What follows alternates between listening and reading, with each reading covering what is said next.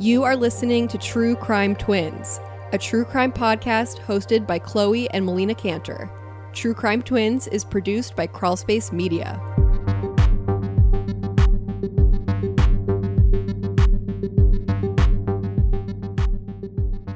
Welcome back to True Crime Twins. I'm Chloe. And I'm Melina. Thank you for listening. How are you doing tonight, Melina? I'm doing good. I can't complain. I sprained my ankle last week and I can walk again. That is phenomenal. Has there been anything that you can sort of credit to your quick and someone even say miraculous recovery? I did the classic RICE, I believe that the acronym is. It's rest, ice, compress, and elevate. That's what you do for muscle sprains. That's like a nursing little code to remember. But also I tried CBD lotion and fantastic stuff. Today, we're going to talk about something that I think is pretty cool and important to talk about. It regards cold cases, and it regards 3 specific cases that happen in close proximity to each other, like in terms of location and in time. And it all happened in Hartford, Connecticut. And we have a special guest on today. It's my friend, Tori Murphy. She recently got her master's degree of criminal justice from University of New Haven, which is very impressive, I think. It's quite a prestigious program, right, Chloe? It's very well known for its criminal justice program. So she actually brought these cases to our attention. So we thought it would be great for her to come on and talk about it with her unique perspective. And, you know, she got a lot of research. So hello, Tori. Hello. Hey, what's up, everyone? It's really nice to have you here. I kind of never thought that we would be in this, situation I'm thinking about back in the day when we met at my very first job out of college at that group home. Yep. So me and Melina were mental health counselors for, adolescents, 11 to 17. We were work wives. We held down the house. We dealt with some pretty harsh things, and you went on to, do the nursing route, and I kind of got a little bit angry at the stuff I saw, and I wanted to do a little bit more hands-on, and, criminal justice kind of was my future. So yeah, you were always super into it. Yeah, I really was. And that's something that we actually, got along with. We bonded about that, I think, pretty quickly. And not only that, but like you said, we were co-counselors, and we worked basically all of our shifts together. And we worked evenings when there wasn't any, supervision. We were the bosses, and we were just like in charge of the 5 children that had mental health issues. It was always just very crazy and unpredictable. It really was. But I would, I don't regret it, because it really made me, I think, who I am today. Because I wish we could, disclose, but obviously HIPAA. But we went through some things together. Probably going to be forever friends because of that. Yeah. And I'm happy to hear that for sure. I feel the same way, Tori. Yep. I feel like I could talk to you in 5 years and it would just be like yesterday, but let's not make it 5 years, obviously. Oh, that's cute, you guys. Yeah, Chloe feels left out. Super left out. So, Tori, would you like to maybe tell us a little bit about the research that you've been doing? Yeah, so, I took a cold case class with a retired homicide detective at University of New Haven, and I also took a death investigations class. And during one of the courses, actually, we got to work on cold cases in Connecticut. And, I always found interest in, doing my little online research with, the resources I had. And it started off with the, Connecticut.gov website of cold cases. I took my pen and paper and started listing some stuff, and I wanted to kind of organize it where I wasn't looking at, all over Connecticut. So I started to just look at Hartford cases. What interested me was the amount of women that were murdered, and, still no one knows who did it. So basically I started looking up names, and what's interesting about the Connecticut website too is that it actually didn't have all the people that were actually murdered on it, which kind of irked me a little bit, but that's aside the point. So basically I like I said, I could go on for hours about all the terrible things I read, but what intrigued me about, LaDawn Roberts, 28 years old, Diana Ferris, 35 years old, and Twana Smith, 29 years old, was the fact that One was 1996, one was 1997, and one was 1999. And, using my resources, I used, Google Maps. I looked at where the location was.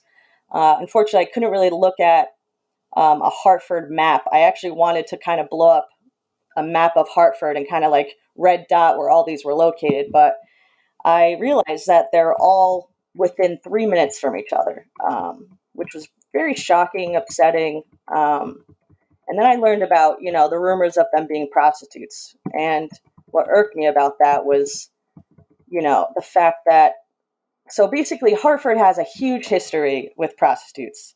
There's newspaper articles from the 80s, from the early 90s, basically saying how the community hates having prostitutes and how it's bringing in a bad neighborhood, bad vibes to Hartford. And it basically just seemed like the town itself, or the people in power of those places just didn't want prostitution there. So with that said, it makes me believe that if a prostitute was murdered, it was nothing, it wasn't something that they were really, it wasn't like JonBenet Ramsey. It was, a woman who, if you read some of these articles too, it's brutal how they explain who these people were. They say they got their children removed. They had a couple of felonies, not felonies, petty misdemeanors. But, as working in mental health, we know that drug users, there's a background behind someone who's an addict. Either they had something growing up, maybe they're sexually abused as a child,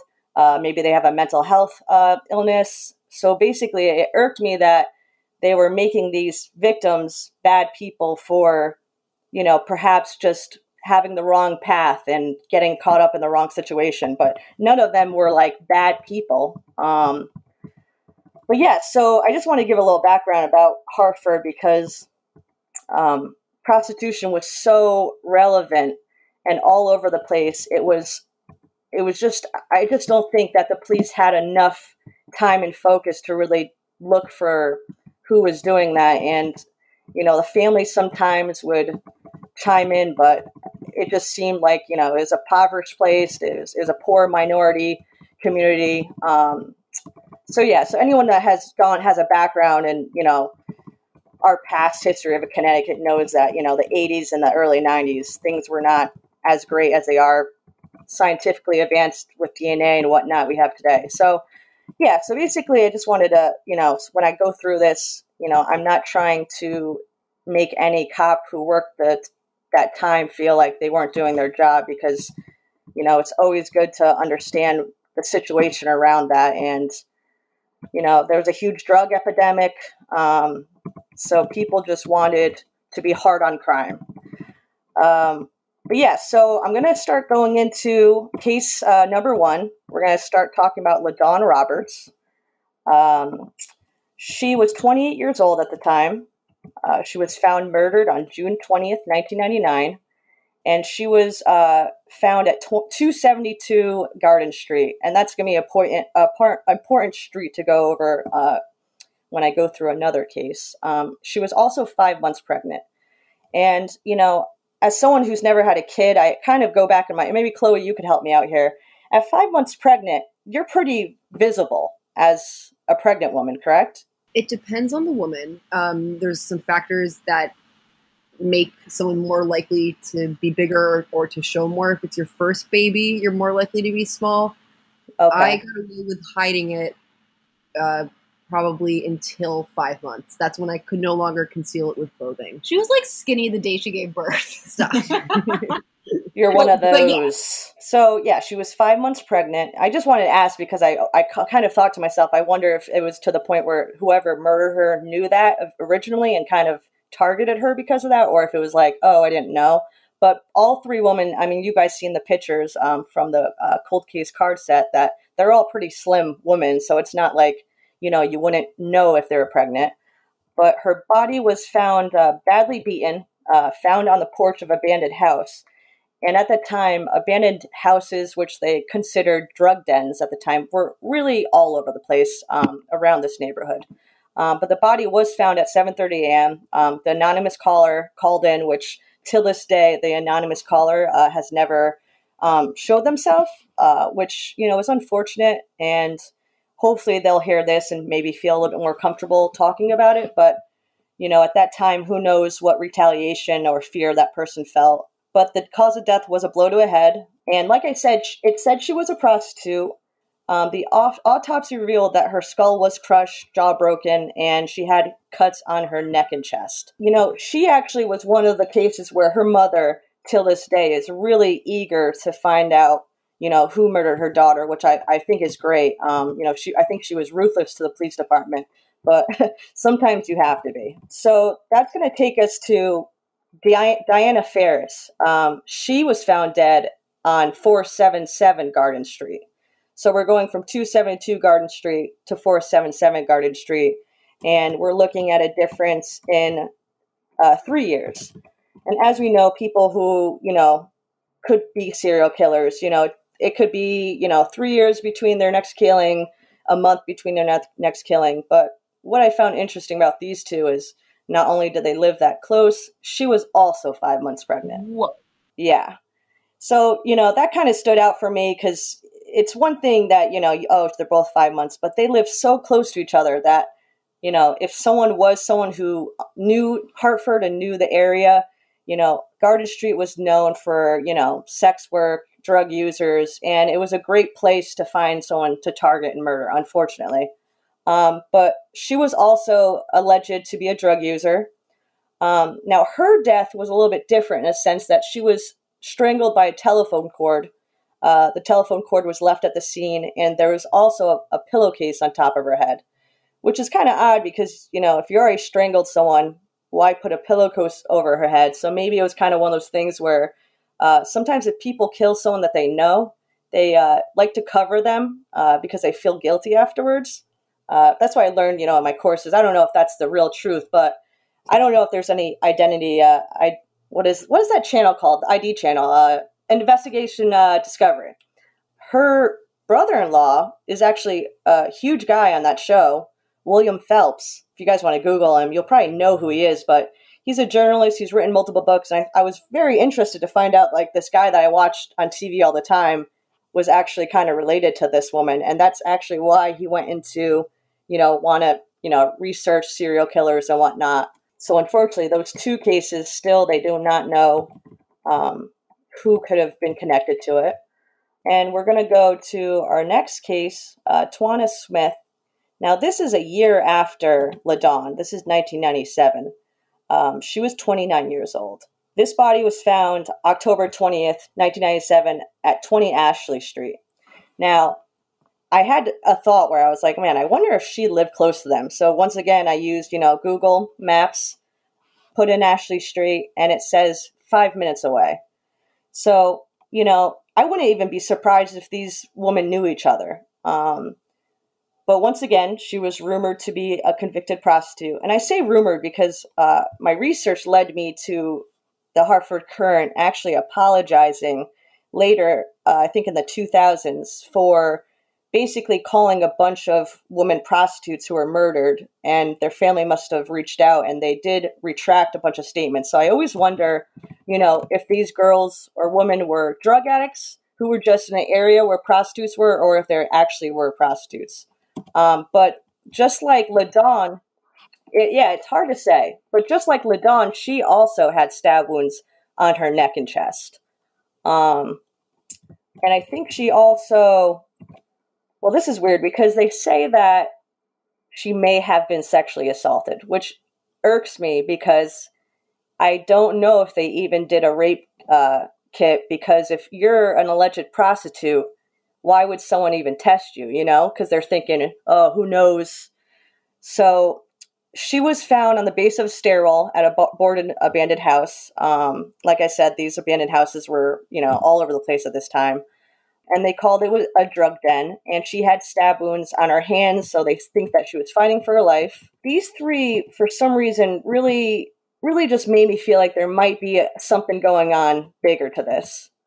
And I know that you guys had sent you guys a little bit of, what I was going to talk about. And I wanted to know what you guys thought about it. Well, my first question is, when you were doing your research online, did you find other people making these connections, or did you sort of come and make these all on your own? Yeah, so actually, in the early 2000s, they were connecting about 11 murders. And after doing so much research, a lot of those murders ended up coming, there was a transgendered woman who they thought was connected because I think she was also killed on Garden Street. And I remember being like, oh man, like maybe there's something here. And I think it was stab wounds to the neck and chest as well. But later they actually caught the people, and it was actually two women, two young women killed them. So that was kind of interesting because it kind of ruled that one out. And then over time, they would convict a couple people. And I mean, man, I can't even express how many sex offenders were in the area at the time. But my suspect list was so large at first. And eventually that list of 11 turned to like a list of 4 that was still, cold cases. And, I didn't know if I wanted to bring, Leah Upridge involved in this, but, Leah Upridge was also murdered in 1996. And, she was in the same area basically, and someone was basically trying to steal her in a car, and she jumped out, and they think that her hand was either stuck in a seatbelt or she was holding onto the door, but he dragged her and the car going like 60 miles per hour for like 2 miles. It's like one of the biggest crime scenes in Hartford. And what's weird about that is that you would think there'd be a lot of DNA if someone was inside of a car, but I understand this is something I have to, DNA testing and stuff, as much as people think it's very easy, it's very costly, it's very, it's not just a snap of the fingers. So as much as I want all this stuff to happen, I understand that like you can't just ask them to do this. But I would wonder if all these cases were, reviewed. I mean, I wish I could review all the, case files that the police have, but I just wonder if there's any DNA left at the scene because they all seemed very brutal and personable. So you'd think, especially if a woman has scratch marks from fighting whoever away, she might have skin of his underneath her fingernails. It's possible too that he met his victims as clients, like he was a John. So semen could also be very relevant. And you're talking about how these victims weren't treated like John Benet Ramsey, and that's a big overlap. And in taking criminal justice coursework, I've seen that certain things make you more likely to be victimized, and working in sex work is listed as one of those factors. Yep. And I think some offenders are savvy enough to know that they're more likely to be victimized and people are less likely to care. There was actually a man in Massachusetts, a man from Ware, Massachusetts, Arthur Salisbury, who that was his exact MO. He strategically picked up women that were heroin addicts, that were prostitutes, and then would sexually assault and attack them, knowing that people would be less likely to believe them, choosing people that have compromised credibility. But she also said that they're not proven necessarily to be prostitutes or thought to be prostitutes, which is why these investigations might have been compromised. Like, I bet they didn't even save any DNA. Like, when you said that, I was thinking about it. I'm like, I bet that they half-assed it. Well, the police did, because, I mean, and I appreciate not wanting to criticize the police. We have no idea what they went through. We don't know what it's like from their perspective at all. But I think kind of the overarching theme that we're discussing here is it's not just the media and the general public that's less likely to put in time, effort, resources. Historically, there's been a pattern where certain people get more attention than others. So it all kind of ties together. Yeah, I think that it's evident. I'm sure you guys remember the Long Island girls. There was like a bunch of bodies found. And there were prostitutes, right? There was a Craigslist killings. Yep. And I think that's still unsolved, right? Yeah, it is. And, I actually was looking into it a little bit because what's scary is that, and, we all know that Connecticut and New York are very close. So, I had a moment where I said to myself, who knows how many murders happened in Connecticut that were tied to, New York, Long Island. But yeah, what's crazy is that he dumped the bodies like in the same spot and did it for years, and no one had any idea. It's like that's just sad for all those girls. They actually made a Netflix movie out of it. I got to see that one. Another thing that I just noticed, just kind of going over each case, is we see similarities in the MO, like in the way that they were attacked, like the parts of the bodies that were targeted, their age. The pregnancy detail is one that's bothering me a lot. Yes, it's hard to believe that's coincidence. Well, it's brutal in the sense that someone was murdering someone knowing that they also had a child. The neck and chest stabs are odd. And, when I go over my suspect list, one of my guys who I really have a lot, I just feel like he might have been part of it, was because all of them were beaten and killed in brutal ways, but he did like to stab in the throat, and he did like to strangle. So, you can't say that just because two of them were stabbed and one was strangled that they're not connected, because, serial killers switch it up all the time. It's also sometimes what resources they have at the time. But I mean, I might as well go into Robert W. White Jr., which it took me forever to find his middle initial and the fact that he was a junior. You Google Robert White and there's too many out there. But this guy, recently got charged, and if you Google him in Connecticut, it comes up all over the place. But he recently got charged with two of Hartford's cold cases, Sherilyn Crawford and Sonia Rivera. But this guy was just one of those people who just kept falling through the fingers of law enforcement. And you know what? I was upset, but, sex offender registries really didn't come into play until 94, and then they got better in 96 and got better and better. But, you would think that if someone brutally raped someone, took her in his van and she ran away, he wouldn't get like a slap on the wrist. But that's kind of how it was back then. He basically... And you know what? I would love to speak to his ex-wife, who's, still alive. Unfortunately, one of his murderers was his girlfriend at the time. But he lived in Virginia for a while with his wife. And across from his apartment, right across, was a 17-year-old high school graduate. And she was found strangled. It took years for them to catch him. And since he had no prior records and, they thought he was, I guess, not the worst guy, he only got 8 years for that murder.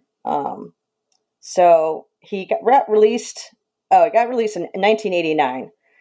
So what's weird about this, though, is that if you look, this is why the internet is rough, is that there's so many different stories on when he was serving time, when he was on parole, what he was doing. But basically, during his entirety, he, raped like 5 women. They all came forward, but we all know how when it goes to court, some of them back down because they don't want to see the guy again. So because of that, he didn't really get a lot of jail time. He was on parole a lot. He murdered, Sherilyn Crawford in 97. And basically, he was called just a serial sex offender. He told people his name was Jimmy sometimes. He admitted that he loved prostitutes. He loved paying for sex. So after Virginia, he moved to Hartford, and, he would hang out on streets. Martin Street was where he actually met Crawford, one of the women he murdered. And that was only 3 minutes from from Garden Street, Crawford Street. So basically, if you think to yourself, this guy met one of the women he killed on Martin Street, which is 3 minutes away from Garden Street, and that was in 97, and we have, all of the murders that we were just discussing in around that time, the chances of him running into the other girls is so high, And with each of his victims that he actually is serving time for, the 4 victims, they all had their faces bashed in with blunt objects. So he clearly, didn't have self-control. And he did talk in detail about these murders. He said that, when it came to Crawford, he snapped. He grabbed a knife nearby, slit her throat, stabbing her until the knife broke, and then he grabbed a hammer and beat her. Which, Jesus. So talk about overkill. Yeah. So her body was found a couple days later in Martin Street, and basically they couldn't really identify her face. They had to identify her through fingerprints. So they used the term bludgeoned to death on that one. And she was, just a point of how bad Hartford was. She was their 13th murder of that year. So Hartford definitely had a hell of a problem in the 90s. But yeah, so her apartment was very close to where all the other murders were. And she lived there for 10 years. So if someone was stalking her, they knew that she was coming there every day. And, he also said with Sonia River that he was paying to have sex with her, which who knows if that's even true. And, he's not an attractive guy. His left eye, he has a lazy eye. He's just not. And you know what? It's unfortunate, but a lot of these guys, are usually, overweight, or they're, just someone that might not get attention from girls. But with her, he said he snapped, grabbed a brick, and hit her over the head as many as 15 times. So once again, brutally bludgeoning her in the head. And then when we go to, his first killing of Robertson, he said that he tried to rape her and she resisted, and he bashed her head into the sidewalk. So he definitely had a liking for really hurting heads for some reason. He is now in prison, thank goodness. But it's odd to know that during all this time, he, if you read his track, it's like, in and out of prison. You would just think that, after that murder, if he raped someone after that 9-year prison term, that he would be put away. But who knows? Maybe he had a good lawyer. Slippery guy, Yeah. But, his Sawari was the oldest one. She was 60, and that was his girlfriend at the time. And, that actually led to everything coming to play, basically.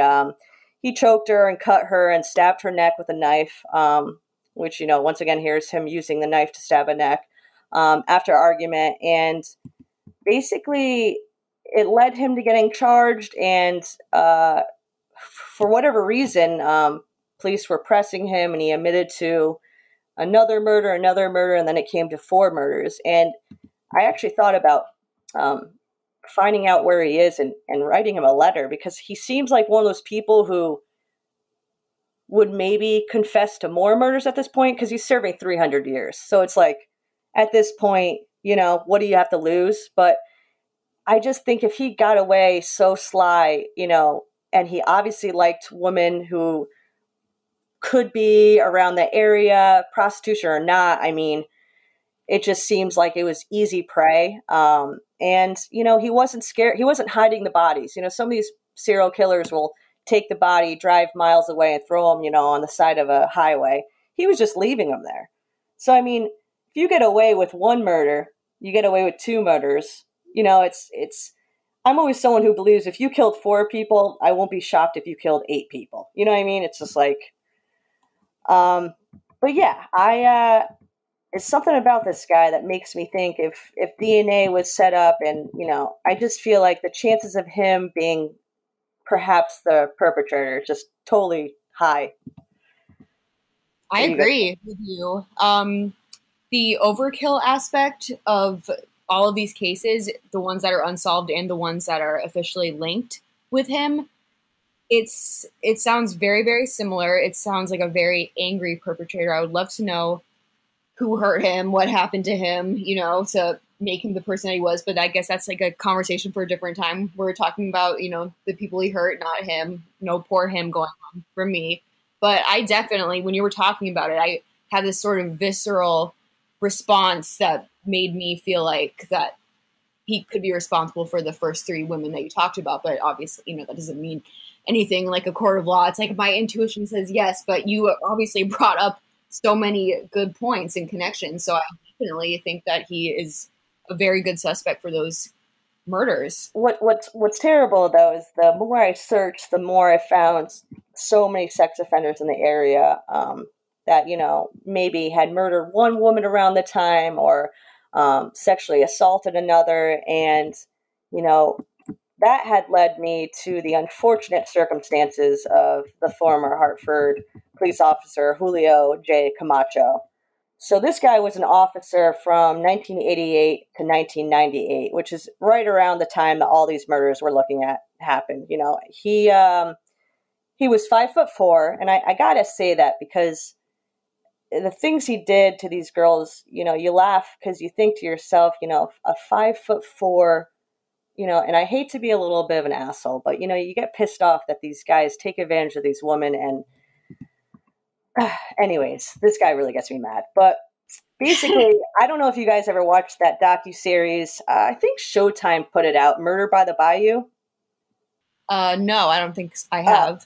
Super good. You got to check it out. But basically, it goes into, I don't know if it was the 80s or 90s, but police officers, taking advantage of imprisoned prostitutes and murdering a bunch and getting away with it, basically. And it kind of reminded me of that because this guy, first of all, he was fired within his first year for beating his wife. By the way, this guy has 4 wives, 4 ex-wives at this point, which, oh geez. But after being fired, they actually rehired him, which just goes to show you how much domestic violence meant to anyone back then. But he and 7 other Hartford officers were eventually convicted of sexual misconduct on the duty. This was by 2001, so, a lot had already happened.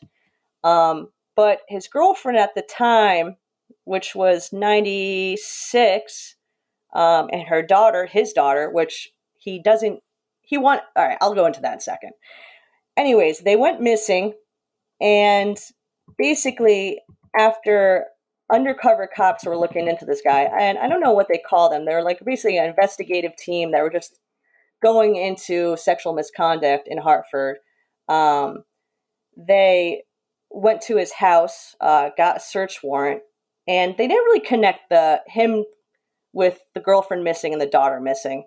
So at the house, they find a bunch of books, which is just, what idiots these guys are sometimes, but books on how to murder someone, books on how to get away with murder, books on how to get rid of a corpse, and then a very detailed map of New Jersey. And it's basically like a written outline of a place in New Jersey, like a little dotted, like, here's the treasure chest. And cops go there and they find Rosita.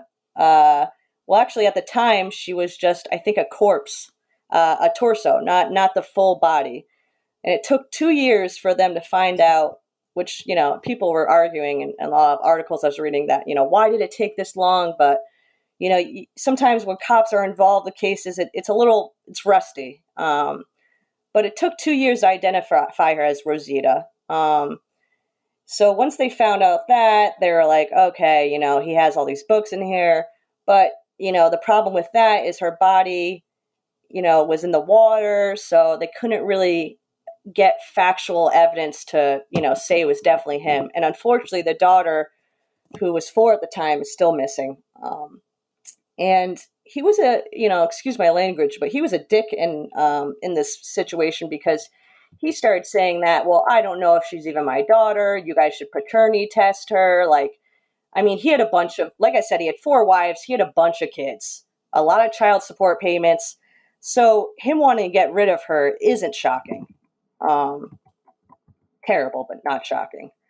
But yeah, so the girlfriend was decapitated and her wrists were cut off. I'm sure maybe in one of his books it said that, if you do that, you get rid of the handprints with the fingerprints. And, a great way to identify someone is through their teeth. So maybe decapitating her was a good way for him to, stay behind the lines. But yeah, sorry, I'm going off on this. Chime in if you. No, it's okay. It really scares me that there are people like this that could be cops. Yes. So the story gets worse because, women just kept coming out and saying, this as a cop, in uniform, he would pull over and take women off the street and, basically rape them in the back of his car and tell them, you can't do anything. I'm a cop. I'll do this, and definitely taking advantage of his power.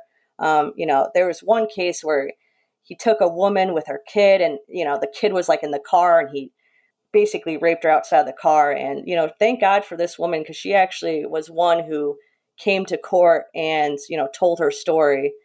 And, like I said, these, they view these women as prostitutes, and it's just sad because these poor women, if the cops are raping you, then who do you tell, But I said to myself, if this guy had the balls to kill this woman, chop her head off and chop her wrist off, why wouldn't he kill a prostitute or kill a woman that he took from the streets? Like, he had the access to. So I also wonder with him, who knows if he was connected to any, not only the cases we talked about, but all the other cases that are out there that, we don't have the time to mention right now. But, it's interesting that, and like, there were 7 cops that were involved in police sexual misconduct. So you think to yourself, what was going on, and, till this day, I'm sure, no one really wants to talk about, or anyone that was a police at that time, what happened within that police department. But there was just a lot of things that's really scary. And, it's sad because I'm sure there's a lot of women that were raped that still haven't come forward to this day. And, Connecticut statute of limitations sucks. I think you have like 5 years to. What? Yeah, I think Connecticut's one of the worst. I think you have 5 years to come forward. Wow. Yeah, they're working on trying to change that, but we all know that, like, a lot of people who go through trauma, it takes years sometimes for them to come forward. Mm-hmm. And then they get blamed for it. Yeah, especially if a lawyer is going to say, well, she was, a prostitute, and she, got caught with drugs. Yeah, that's the thing that sucks, is that, first off, obviously these women aren't rich. They're obviously not wealthy. They might have kids. They're trying to, make ends meet, and then on top of that, if you get in trouble for prostitution, I think it's a $2,000 fine, which is always interesting how they find people who already don't have the money to make ends meet. So, the chances of them going back to, sex work or selling drugs isn't shocking. They're just trying to, like, support themselves. So, and then, no one's talking about the guys that are sleeping with these sex workers. But, I mean, I'm someone who thinks that sex workers should be protected. That's just me. But no, I am inclined to agree with that. Do you think, Tori, that Officer Julio and the other gentleman that you just said, Robert White, do you believe that those 2 are the most likely suspects? Yes. I would say those 2 are probably my main 2, just because the other guys, not that they're any better, but the other guys, for the most part, were sex offenders. I mean, I don't know if you saw Matthew Johnson that I had mentioned in my little review I sent you guys, but, he had murdered 3 women. So Matthew Johnson was convicted in February of 2004. He had murdered Ida Quinedez. She was found dead April 2000. Rosalie Jimenez, August 2000, and Elisa Ford, 2001. I mean, at that time, it was a little bit later, and I don't know, for some reason, Robert White just seems like the guy. And, like I said, I wonder if he would write me back. I wonder if I wrote to him and said, you know what? I mean, that would be a hell of a podcast, but I just feel like if you're in prison and someone writes to you, it's probably like the best day ever. But I just wonder if he would perhaps, I don't know, what do you guys think? I mean, 4 murders, they're kind of all in the same, I mean, except for, one in Virginia, but the rest, I mean, they're all in the same area. So it's just like, I think that if you wanted someone to say, no, don't write someone in prison, you wouldn't be asking 2 true crime podcast hosts. But I have a unique experience. I actually did write to a murderer. No way. I'm not going to say his name because I'll talk to you about it. Okay. But for a little while, because I I kind of was in a similar position as you. It wasn't, a serial killer, but I wanted answers. It was a case that really affected me. And it's a weird experience because, like you said, it is like the best day ever. It's something that's out of their routine to get a letter from some random person that wants to talk to them. But it does give you like a bad feeling inside a little bit. So just be prepared for that. But I feel like you might be more prepared for that with your background. True, though, because technically you have to give a return address. So it's kind of like, how do you, hide your identification a little bit? Get a P.O. box. Yeah, get a P.O. box. But it's good knowing that he's in prison. Like there's no way he's leaving prison. I mean, I would say if he, had possibility of parole, I'd be like, eh. But he just seemed like such a impulsive person. I mean, clearly he hated women. And you're right. You know what? If anything, it's always good to understand the suspectology, victimology. It's always good to understand the suspect. And like I said, it was like pulling teeth trying to find out about this guy. And, I understand that, in the 90s, internet was developing. There wasn't a lot of people putting notes on the internet, but I would love to know his upbringing. I wonder if his parents are still alive, what his childhood was like, because, he really, between raping these women and bludgeoning them to death, it's just, he was so angry, and, there had to be a possible reason for that, once again, not defending him because, God only knows, but he just seems like the most likely suspect for this. But the cop being on duty and, being undercover technically with, wearing the suit, I just think he could have murdered people and known how to get away with it, and if his buddies were also sexually assaulting them, who knows, what happened. I mean, God only knows, maybe they punched a prostitute one night and she dies and they look at each other and they say, oh, but, I don't want to go into that too much, but you just never know what happened at the time. But there were some other suspects, that I was looking at, but like I said, they were just maybe like a one-time offense. One guy had murdered someone and then dropped her body in Rhode Island. And that was like the only case that was really someone, leaving to go to Rhode Island. But you just never know how many people could have drifted in states elsewhere. I mean, one of my classes, we talked about, truck drivers. And, like you're talking about, like prostitutes are easy targets. Lot lizards, they called them, or sex workers who worked in the truck lots. What do they call when the trucks like go to sleep at night and they have those giant parking lots for them. A lot of sex workers go there, and a lot of these, lot lizards, they call them, were murdered. And unfortunately, it took years for them to be solved. But these guys were truck drivers who would travel, across jurisdictions. So, what better way to get away with murder? You pick up someone in Connecticut, you drop them off in Virginia, and yeah. It was funny because my dad was a truck driver, and I asked him, and he said, yeah, I mean, people came up to my truck all the time and said, do you want to, partake in this activity? And, luckily my dad didn't, loves my mom, I guess. But yeah, that stuff. So, I mean, it's definitely, they're targets, and it's unfortunate that Connecticut really doesn't protect these people. And, you could serve up to a year in prison and you could get a $2,000 fine for partaking in prostitution. So it's not, it's just unfortunate. And I feel bad for the family members. But yeah, I would love to find out more about these cases. And if I do become a cop, which I'm working towards right now, and I, could somehow have access to certain databases, I would love to look into some of these things. But do you think you've gone as far as you can with your civilian status at this point? No, I think I didn't realize how much. Well, I didn't realize you have to pay for certain access. It makes sense. And I was a little bit, being, stupid by thinking everything was going to be free. But, Ancestry.com actually gives you access to criminal records, addresses, a lot of background information. I've been thinking about, paying for it. But then I thought to myself, a lot of the people I'm looking into, you know, I don't know if Ancestry.com would have their DNA just because, you know, 80s, 90s.